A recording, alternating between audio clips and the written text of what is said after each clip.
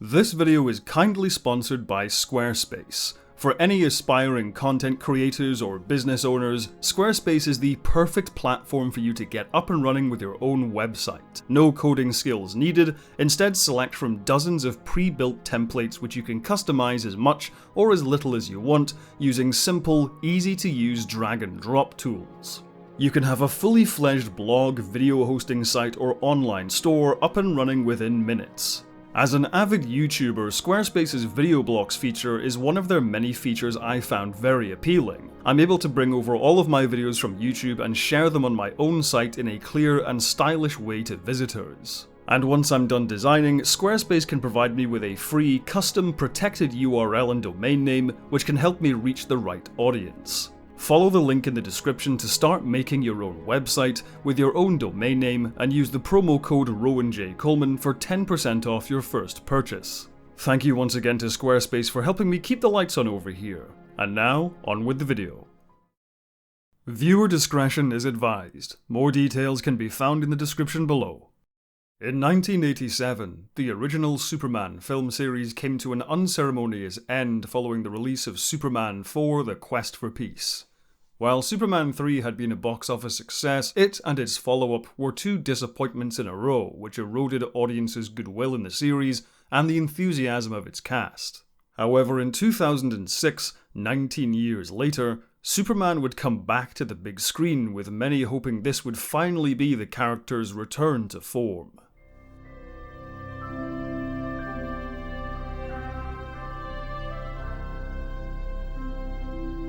Following the disastrous release of Superman 4, the Superman film rights had returned to the Salkinds. Though they had initially believed the Superman films to have run their course, they had found success in 1988 with a Superboy TV series, which ran for 4 seasons, received strong ratings and critical praise. Therefore, they began entertaining the possibility of a 5th Superman movie, one which could win back audiences and redeem the franchise.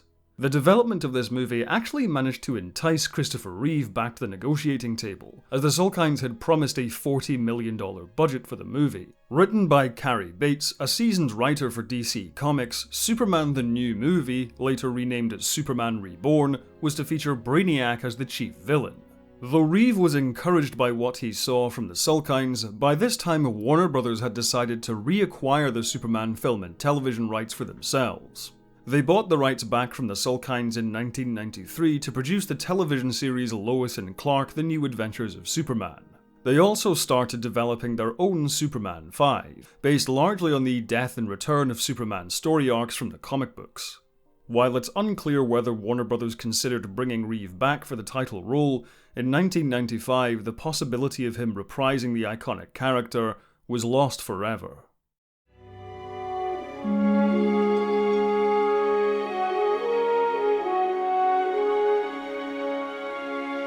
On the 27th of March 1995, Christopher Reeve sustained a catastrophic injury to his spinal cord due to an accident at an equestrian event which left him paralyzed from the neck down. Finally, I got some information from somebody who was at the scene, who said what happened was, as your horse pulled back, and I went forward, I had the great misfortune to get my hand stuck in the horse's bridle. So it's like going over with your hands tied, and that's why I landed straight on my head. 200 pounds going straight down like a nail. And then I flipped over, hyperextended and flipped over. And lay very still. Reeve was naturally devastated in the immediate aftermath of the accident, even considering suicide, as he didn't want to be a burden to his family. While in the ICU awaiting the operation which would reattach his skull to his spine, Reeve received an unexpected visit from one of his closest friends. They had just taken him off, the heavy sedation, and I think he was just coming back. And I came in and, as a Russian, I think I was either the Russian gynecologist or a Russian proctologist. And I kind of said, oh, look at the size of this baby.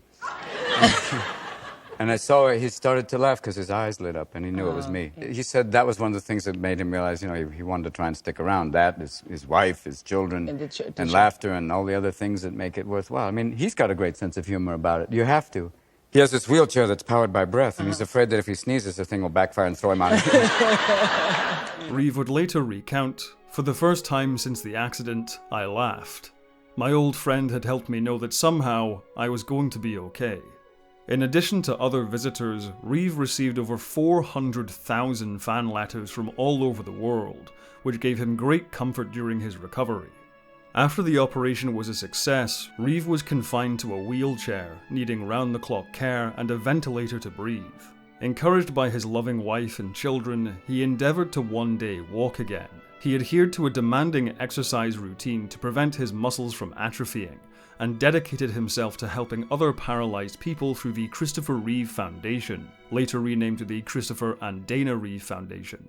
10 months after his accident, Reeve appeared at the Academy Awards to talk about his ongoing efforts, where he was greeted by a 60-second standing ovation.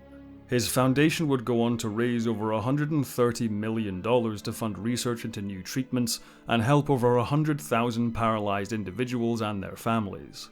Doctors were reportedly astonished when Reeve was actually able to regain slight movement in his fingers and some sensation in over half of his body due to his own exercise regimen. Though he often said the Superman character was bigger than any one man, he was someone who truly lived up to that name, stepping out from the shadow of his most famous role through his own extraordinary actions. He died in 2004 from a heart attack at the age of 52. But his legacy as not only an icon of cinema, but a truly decent, heroic, and kind man lives on to this day.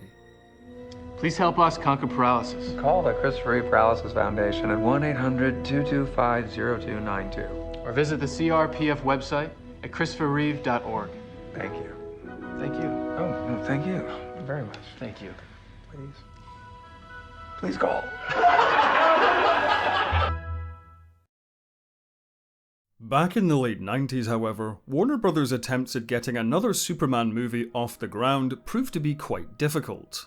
Their Superman 5 project went through numerous script drafts which failed to satisfy studio executives, namely John Peters, who had somehow acquired the film rights from Warner Brothers in the early 90s. Peters' numerous strange demands for the film and perspective on the Superman character have been well documented by Kevin Smith, who was brought in to write a draft of the script and who renamed the film to Superman Lives, as well as the documentary The Death of Superman Lives: What Happened. This cycle of development eventually culminated in a film which would have starred Nicolas Cage as Superman and directed by Tim Burton. However, after several $1 million wasted on development costs and numerous writers and script drafts, the project was shelved in 1998. The studio would try again to get a Superman project off the ground in the early 2000s. Initially, a Batman vs Superman film was proposed, written by Andrew Kevin Walker and directed by Wolfgang Peterson, with Christian Bale considered for both Batman and Superman, as well as Josh Hartnett for the latter. Simultaneously, J.J. Abrams had been hired to write a solo Superman movie titled Superman Flyby. With his script draft seeming promising, and Christopher Nolan's Batman Begins in full swing by this point, Warner Brothers opted to cancel Batman vs Superman in favour of solo movies for both characters. Superman Flyby was to have been a new origin story for the character, and would have seen Krypton not destroyed but embroiled in a civil war. Brett Ratner was hired as director, and among those considered for the title role were once again Josh Hartnett, Jude Law, Paul Walker, Brendan Fraser, David Boreanaz, Victor Webster, and Ashton Kutcher. Ratner's preferred choice was Matt Bomer, while Christopher Reeve recommended Tom Welling, the star of the TV series Smallville.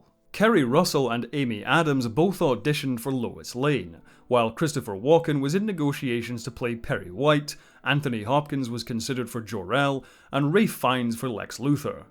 Eventually, Ratner would drop out of the project, with McGee taking over as director. Under McGee, Shia LaBeouf was approached to play Jimmy Olsen, Johnny Depp and Robert Downey Jr. were considered for Lex Luthor, Scarlett Johansson as Lois Lane, and candidates including Henry Cavill and Jared Padalecki were in the running for Superman. McG would later drop out of the film as the project continued to struggle. While J.J. Abrams lobbied to direct the film himself, Warner Brothers offered the job to Bryan Singer. Though not an avid comic book fan, Singer was a massive fan of Richard Donner's original Superman movie, citing it as a major inspiration for his X-Men movies. After McG dropped out of Superman Flyby, Warner Brothers asked Singer for a pitch, knowing he had already floated a Superman movie idea to Richard and Lauren Schuler Donner, who had produced the X-Men movies. Singer's idea was to continue the continuity of the first two Superman films, ignoring the events of Superman 3 and 4. Superman would return to Earth after a 5-year absence, discovering Lex Luthor once again at large. Warner Brothers approved of his idea, and by July 2004, development began on Superman Returns. When it came to casting, Jim Caviezel expressed interest in the title role. However, Singer believed a more unknown actor would be better suited. Thousands auditioned for the role of Superman, including David Cudmore, Sam Heughan, and once again Henry Cavill, but eventually Brandon Routh emerged as the frontrunner. Routh had no feature film acting experience at the time. Instead, his background was mostly in soap operas, sitcoms, and teen dramas like Gilmore Girls and One Life to Live. After extensive screen tests and further auditions, Routh was cast as Clark Kent, aka Superman. To prepare for the physical demands of the role, Routh worked with movement coach Terry Notary to create a new body language for Superman. He also packed on 20 pounds of muscle. Something which no doubt helped Routh win the part was his striking resemblance to Christopher Reeve, and Singer encouraged Routh to take after Reeve for his own performance. For Lois Lane, Kerry Russell and Amy Adams once again auditioned for the role, this time joined by Claire Danes, but Kate Bosworth won out. In contrast to Routh, Bosworth had extensive feature film experience, winning acclaim for her performances in Blue Crush, Wonderland, and B Season. Completing the main trio of Superman characters was Kevin Spacey as Lex Luthor. For the Daily Planet cast, Hugh Laurie was initially cast as Perry White, but had to drop out due to scheduling conflicts with his show House MD. He was replaced by Frank Langella. The role of Jimmy Olsen was offered to X-Men actor Shawn Ashmore, but he was too busy with X-Men The Last Stand, and so Sam Huntington was cast instead. Also joining the Daily Planet ensemble was James Marsden, known for playing Cyclops in the X-Men movies, as Richard White. Rounding out the villains was Parker Posey as Kitty Kowalski, Kal Penn as Stanford, and David Fabrizio as Brutus.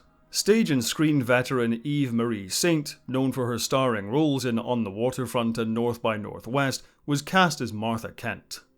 Principal photography began in early 2005 at Fox Studios Australia. Over 120 sets were built across 11 sound stages. All aircraft and ship sets were built on large gimbal rigs to simulate movement. For the plane catch sequence, Kate Bosworth performed all of her own wirework stunts. Also for the same sequence, Richard Branson and his son were brought in to cameo as the space shuttle crew. The entire Kent farm was rebuilt at Breeza outside Tamworth in New South Wales. 200 hectares of corn were planted as part of the set. Stefan Bender was cast as young Clark Kent, and he too performed all of his own wirework for the jumping and flying scenes. Sydney was used to double for Metropolis, though most of the building exteriors, like the Daily Planet entrance, were facades built in front of real buildings. Superman Returns was one of the early adopters of digital cameras. Attack of the Clones and Revenge of the Sith had already pioneered the use of digital film cameras with Sony's F900, whereas Superman used Panavision's Genesis camera. Bryan Singer's behaviour caused numerous problems during filming. He often turned up late to set and unprepared, frequently changing his mind when it came to set and visual effects design. This led to significant delays during production, which saw the budget swell from an initial $180 million to over $223 million. Only thanks to Australia's generous film production tax rebates was Warner Brothers able to bring this down to $204 million. For the visual effects of the film, ESC Entertainment, who had created the effects for the Matrix movies, was initially hired, but soon replaced by Sony Pictures Imageworks. Imageworks were tasked with creating over 1,400 shots, running the full spectrum of green screen compositing, digital doubles for Superman, and fully CG environments. The studio Rhythm and Hughes was tasked with resurrecting Marlon Brando as Jor-El for the film. Archive footage of Brando was cleverly combined with new CG lip movements to give the illusion of Jor-El saying new dialogue. To create the music of the film, Bryan Singer brought on his regular collaborator John Ottman. Before writing a single note, Singer and Ottman wanted to guarantee their ability to use John Williams' original themes and motifs, which Warner Brothers approved. Much like Alexander Courage and Ken Thorne before him, Ottman set about adapting Williams' material into a new score for the movie. For the edit of the final film, several extraneous scenes were cut. One such sequence is a haunting opening showing Kal-El returning to the ruins of Krypton. Despite costing over $10 million to produce, it was left out of the film. That expense, however, is characteristic of the production as a whole, including the development costs of Superman Lives, Batman vs Superman, and Superman Flyby. Superman Returns cost an estimated $263 million to produce, with a further $100 million spent on marketing. The cast, crew, and studio had their fingers crossed when Superman Returns was released on the 21st of June, 2006.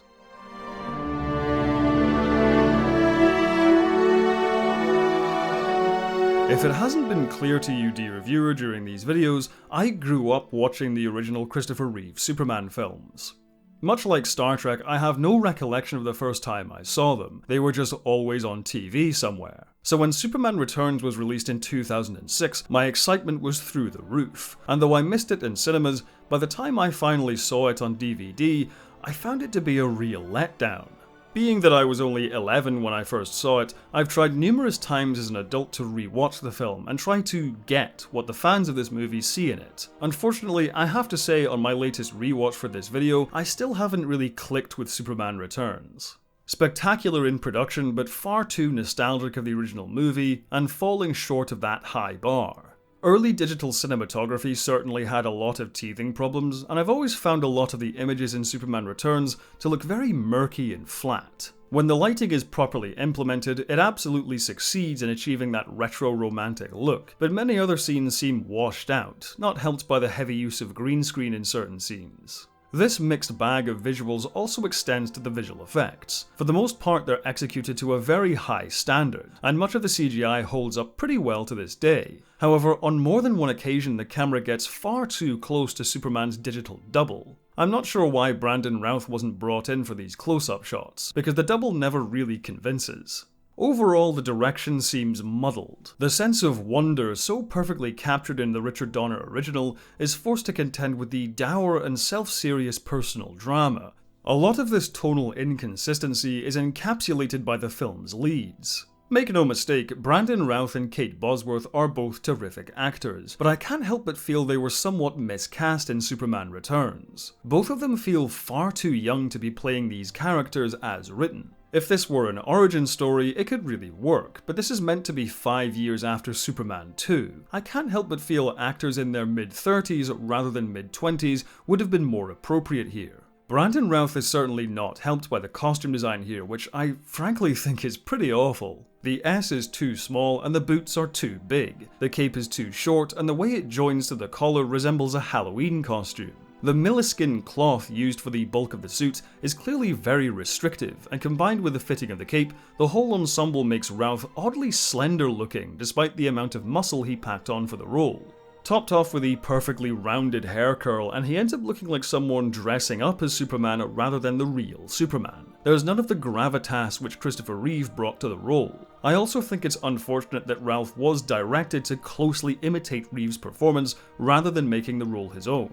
Kate Bosworth is given a truly thankless task as Lois Lane. She isn't given any interesting or witty dialogue to say, and I feel the performance is too serious. There's none of the charisma or quirkiness seen in Margot Kidder's Lois Lane. It may seem like I'm comparing these two too much to their original counterparts, but these are meant to be the same characters after all. Most of the other cast members seem to get what kind of a film they're in a lot more, especially Parker Posey as Kitty. It's a gloriously over-the-top but absolutely sincere performance. The first half of Superman Returns is really very enjoyable. The plane catch sequence is a truly fantastic piece of set-piece action, brilliantly propelled by John Ottman's excellent score. But after the film slows down for its second act, it never really ratchets things back up again. This is where I think Bryan Singer was far too reverent of the original movie, because in many ways Superman Returns feels like a remake of the original. Once again we have Lex Luthor concocting another land scheme. Although the mechanics of the plan are different, it still results in the same kind of disaster movie set pieces which dominated the original film's climax. Here, however, these disaster sequences never really come alive. Pacing-wise, it feels like the action is constantly stopping and starting again, and despite the more advanced visual effects, none of these set pieces really feel big enough. It never really gets the blood pumping, and the climax is further let down by some head-scratching inconsistencies concerning kryptonite. When Superman arrives on Luthor's new landmass, the kryptonite seems to act as a power-off switch, but later on Superman is able to lift the entire landmass into space, still surrounded by kryptonite. It's an inconsistency which muddies the stakes somewhat. It may sound like I'm being overly negative towards the film, but as I said, I don't think it's bad overall. None of these flaws really break the film, but they do mount up and bring down the overall experience. Conceptually, Superman Returns is a brilliant idea. On paper, this is the perfect way to resurrect the continuity of the original film series, while also updating it for a modern audience. However, in execution, it doesn't quite stick the landing. Ultimately, I think it comes down to a directing problem. In other hands, I can see how the third act of this film could be truly thrilling, and the personal drama between the two leads emotionally engrossing. But it's the nostalgia for the original which clashes harshly with the 2000s network TV approach to character conflict which holds it back. It's clear the passion and enthusiasm for the material was there, but for a confluence of reasons, that passion didn't result in a great film. Instead, Superman Returns ends up being a pretty lethargic showcase of some terrific visual effects, music, production design, and a handful of good performances, but it fails in being the emotionally transcendent superhero epic it was trying to be. I know these days Superman Returns does have a lot of fans who really were able to emotionally connect with it. I truly wish I was one of those people, but each time I've rewatched it, I've never found the magic I did with the original movie. Perhaps that will change in the future, but for now, I'm sorry to say Superman Returns is merely fine. Upon release, Superman Returns was met with largely positive reviews, but there were certainly some vocal criticisms. The lack of action was often singled out as a problem, while others praised its emotional storytelling. Not outright hated by any means, but not widely acclaimed either. A similar sentiment can be applied to the film's box office. Against its $204 million budget, Superman Returns grossed $391 million worldwide. Ostensibly a success, but the massive production costs meant it wasn't as big a hit as Warner Bros. Had hoped for. Initially, a sequel was in development, with Bryan Singer and a majority of the cast returning. However, as Singer's other directing obligations caused the project to be pushed back several times, several cast members' contracts expired, eventually leading Warner Bros. To opt for a reboot instead. Superman Returns' legacy does not end there, however. Brandon Routh would go on to rejoin the DC Universe as Ray Palmer, aka the Atom. During the crossover event Crisis on Infinite Earths, Routh even reprised his Superman role. In my opinion, Routh's performance as the character here is a vast improvement. For one thing, the Kingdom Come inspired suit design is absolutely gorgeous looking, and Routh's maturity as an actor really makes the character his own rather than simply imitating Christopher Reeve. On the big screen, however, Superman returned in 2013's Man of Steel starring Henry Cavill. While being much more successful at the box office than Superman Returns, reception was even more divided. Director Zack Snyder's take on the Superman character has been hailed as a triumph by some and an utter misunderstanding by others. This divisiveness continued with Man of Steel's follow-up movies Batman v Superman and Justice League, which left the possibility of another Superman solo film up in the air. That is until recently when Henry Cavill made a fan-pleasing comeback as the character in this year's Black Adam, with a new solo Superman movie finally moving forward. Meanwhile, on the small screen, Superman has met with great success in the shows Superman and Lois. Starring Tyler Hoechlin in the title role, the series has received acclaim from critics and audiences for its more grounded, family-oriented approach to the character.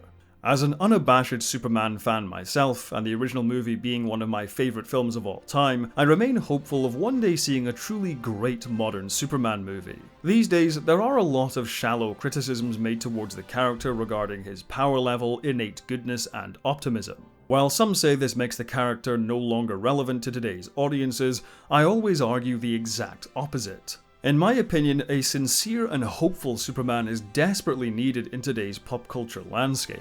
And with such a rich history of comic books, TV shows, and feature films to draw from, I have no doubts that one day it will happen. Thank you for watching. If you like my videos, be sure to like, subscribe, and share, and make sure to hit the bell icon to stay up to date with all of my new uploads. If you want to help the channel grow, join my Patreon or YouTube members using the links down below. There you can see videos early, as well as some exclusive content. Speaking of which, I'd like to quickly thank all of my patrons and members who are now appearing on screen. Have a good one, and as always, live long and prosper.